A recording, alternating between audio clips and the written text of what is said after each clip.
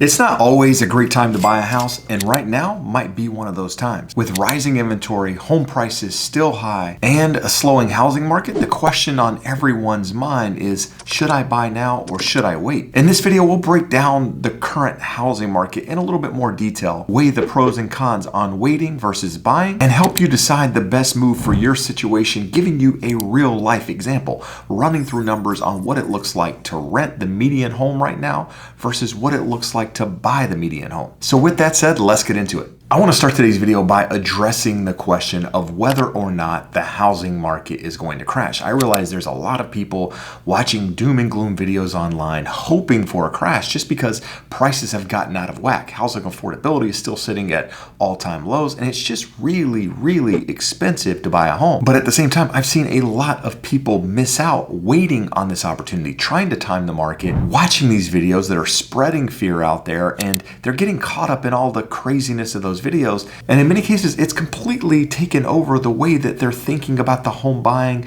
versus renting process, and that's really what I want to dive into in today's video. But with that, I want to be very, very clear. A housing crash is extremely unlikely at this time. Again, I realize home prices are high, I realize that affordability is low, and I realize that the house you're looking at buying now was significantly less expensive just a couple of years ago. But the primary reason for that is because we've had way more buyer demand than we've had supply of homes out there in the market. And that's really what drives the housing market and will continue to drive the housing market as we move forward. So in order to see a crash, you need way more supply than you have buyer demand out there in the market. And I want to throw a chart here on the screen at the moment from Resi Club that shows where we are nationwide as well as different markets across the United States when it comes to the number of buyers out there versus the number of sellers. And as you can see from that chart, most of the markets out there still have more buyer demand than they have sellers willing to sell those homes, which in turn provides housing stability more so than it does any declines in pricing.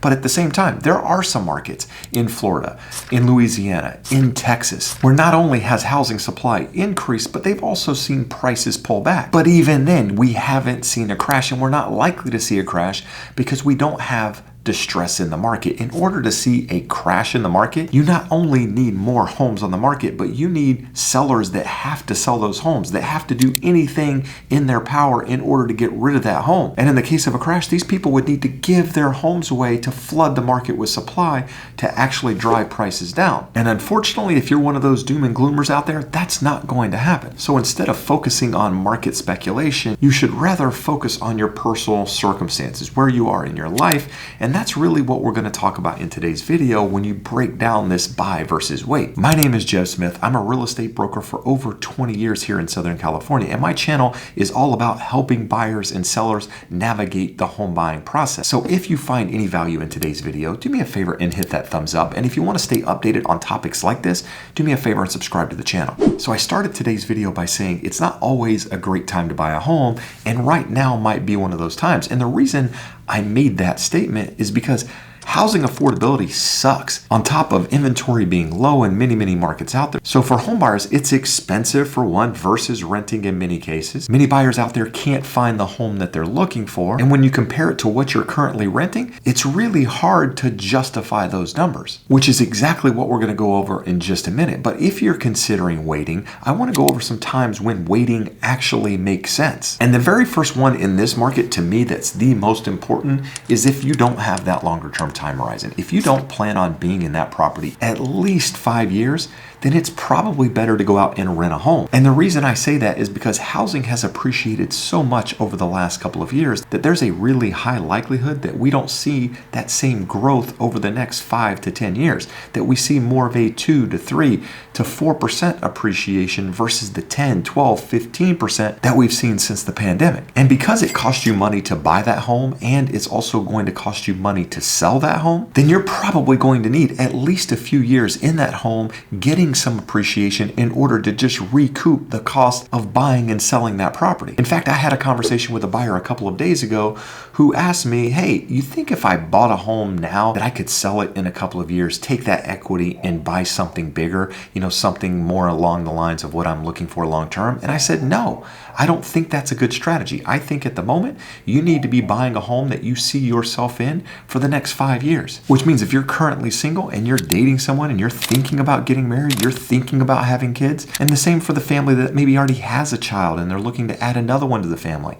You don't want to buy the 1-bedroom property or maybe even the 2-bedroom property. You want to be thinking a little bit longer term when it comes to buying that home. But there's also some other times to wait. Maybe you don't have financial security in your life. Maybe you don't know where you're going to be in the next couple of years with your job, with your occupation, whether or not you're even going to be in the same city. And you can even take that into relationships. If you don't have a stable relationship at the moment, or you're trying to figure out where you're going to be relationship-wise in the next couple of years, and you're thinking you want to move in with somebody, then maybe you just wait until you figure out that part of your life before you jump into a property that could end up changing that time horizon that we said was the most important piece. But on the flip side of that, the most important thing that happens when you buy a home is that you're able to fix your housing costs and let you avoid those inevitable rent increases that are going to happen over time. And the earlier in your life that you can actually fix your housing costs, the better off you're going to be long term, because the older you get, in theory, the more money you're going to make, the higher you're going to move up that corporate ladder, or the more business you're going to bring in. So your income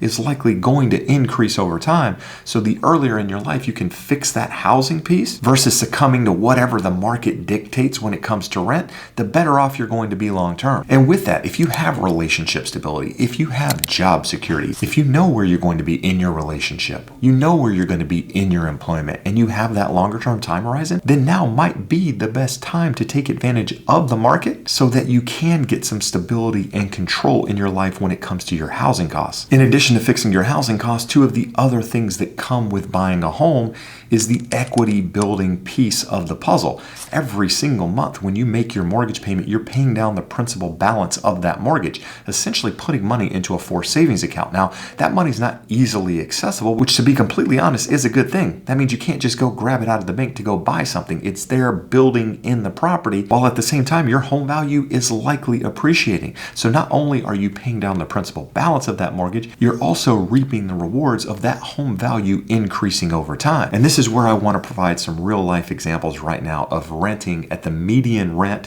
which is $2,101. That's the nationwide median at the moment, versus buying the median home, which is currently sitting at $412,300. Now, I realize for some people watching this video, you're going, Jeb, rent in my area is $5,000 a month. Home prices are $800,000, $900,000, $1 million. I completely understand. And in those circumstances, it can be very, very difficult to come up with the down payment in order to buy those homes. But understand, the more expensive home you're buying, the more expensive rent you have, the higher the numbers that we're actually going to be going over right now. So let's start with a buying example. If you were to buy the median home price right now of $412,300, and you were putting 3.5% down, just doing an FHA loan, so a minimal down payment, you're going to end up financing $404,537. And that's because you put the 3.5% down, but you had the MIP added back onto that loan. So you're actually financing a little bit more because of that upfront mortgage insurance that's required. But let's say that you can get a 30-year fix today at 6%. That's going to give you a mortgage payment of $2,425. Now, you might be watching this going, well, Jeb, you said I could rent for $2,101. Why would I buy a house for $2,425? Hold on, we're going to go over that in just a second. But understand, that's not all of the fees.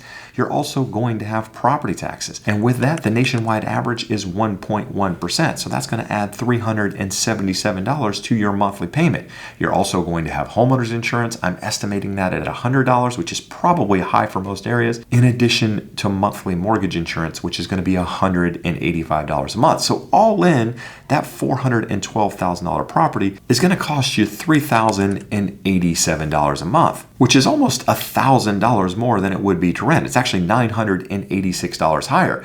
So you're probably watching this going, Jeb, you don't need to go any further. That makes perfect sense for me.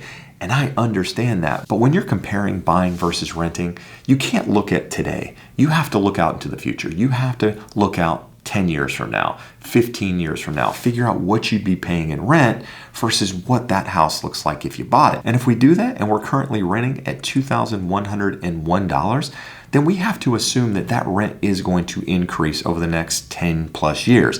And it's probably going to go up about 3% per year, which in our example here is going to take about 14 years to reach the same cost that we're paying in that mortgage of $3,087. So yes, you've been paying $3,087 every month for the last 14 years if you own that home, whereas it's taken you 14 years to get to that same amount. So how can it make sense to buy versus wait? Well, during that 14-year period, you actually paid $396,158 in rent, and that money went nowhere. It went to pay down your landlord's mortgage. You didn't get any benefit for that money other than the roof over your head, which I realize is very, very important. It's necessary, but you didn't get appreciation as that home went up in value. You didn't get anything going into forced savings. And that's really where the benefit of home ownership comes in. During that 14-year period, you actually paid the balance of that mortgage down to $298,901, which means even if that property didn't go up in value at all, you now have $113,000 in equity. But we do know that homes appreciate over time. In fact, the average home in the United States has appreciated about 4.6% per year for the last 65 years. Now, that's not a straight line. Some years it goes up 10%, some years it goes up 2%, some years it's flat, and in some cases it's actually negative, but that average is 4.6%. But I said, well, what if that home just appreciated 3% per year for 10 years, and say the last 4 years it was just flat, it didn't go up at all. So over that 14-year period of time, that home increased 30%, which is less than 3% per year, then that home would be worth $535,000, which now means you don't have $113,000 in equity, you have $236,000 in equity. And every single month after that, you'll still be paying down the principal, versus renting. That next year, your rent is going to go up another 3%, and it's going to take you higher than what your mortgage payment is. And then the following year, it's going to go up again. So now that you've fixed your housing costs, you've started to pay down that principal balance, you're getting the benefits of appreciation. That's where you get the real rewards of home ownership. Now, even then, I realize for some people that's a stretch. I realize that in some cases these numbers are going to be different in your scenario. So don't buy because I'm saying that buying is a better decision at some point in your life. It may not be the best decision today, but I think everyone should own a home, and you should prepare yourself so that you can put yourself in a position to become a homeowner at one day for the reasons that we talked about in today's video. In fact, I'd love to know where you are in the process. Have you been looking to purchase? Do you already own real estate?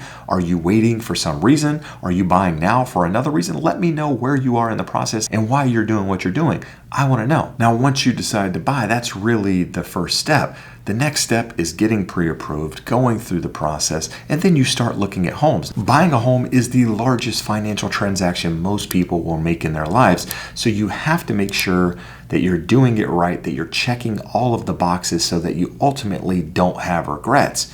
Now, what regrets am I talking about? Do me a favor and check out this video here.